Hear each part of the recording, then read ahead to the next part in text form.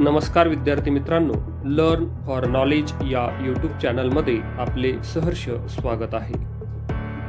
आज आपण परिसर अभ्यास या विषयाचं प्रकरण 4 जे आहे उत्क्रांती या प्रकरणाचा संपूर्ण स्वाध्याय अभ्यासणार आहोत। चला तर सुरू करूया।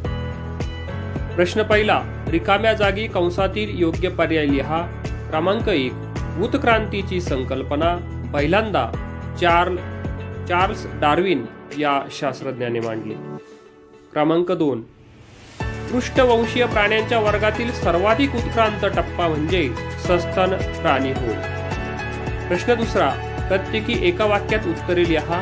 प्रश्न अ, पाणी व जमीन या दोन्ही ठिकाणी वावरणाऱ्या प्राण्यांना काय म्हणतात? उत्तर आहे, प्राणी व जमीन या दोन्ही ठिकाणी वावरणाऱ्या प्राण्यांना उभयचर असे म्हणतात। प्रश्न आ, आदि मानवाची प्रजाती प्रथम कोठे अस्तित्वात आली? उत्तर आहे, आदि मानवाची प्रजाती प्रथम आफ्रिका खंडात अस्तित्वात आली। प्रश्न 3, पुढील विधानांची कारणे लिहा। अ, डायनासॉरच्या महाकाय प्रजाती नष्ट झाल्या। याचं कारणे काय आहेत बघा? उत्तर आहे, क्रमांक 1, बदलत्या पर्यावरणाशी जुळवून न घेणाऱ्या प्रजाती कालांतराने नष्ट होतात। नंबर 2, काही वेळा अचानकपणे निसर्गात मोठे संकट येते। क्रमांक 3, काही वेळा पर्यावरणात आकस्मिक बदल होतात। अशा कारणांमुळे डायनासोरच्या महाकाय प्रजाती नष्ट झाल्या। चॅनल सबस्क्राईब केलेलं नसेल तर चॅनलला सबस्क्राईब करा। व्हिडिओ आवडला असेल तर व्हिडिओला लाईक करा। प्रश्न तिसरा आहे,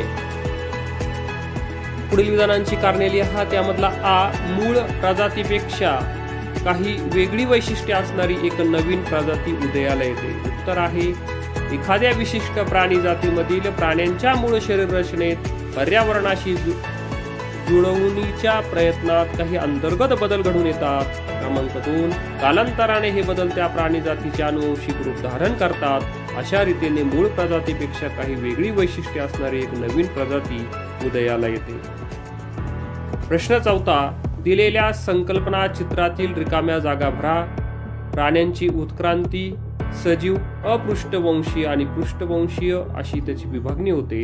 पाठीचा कणा नसलेले सजीव, त्यामध्ये कृमी, गोगलगाय, डास आणि गांडूळ, आणि पाठीचा कणा असलेले जलचर, उभयचर, सरपटणारे आणि सस्तन।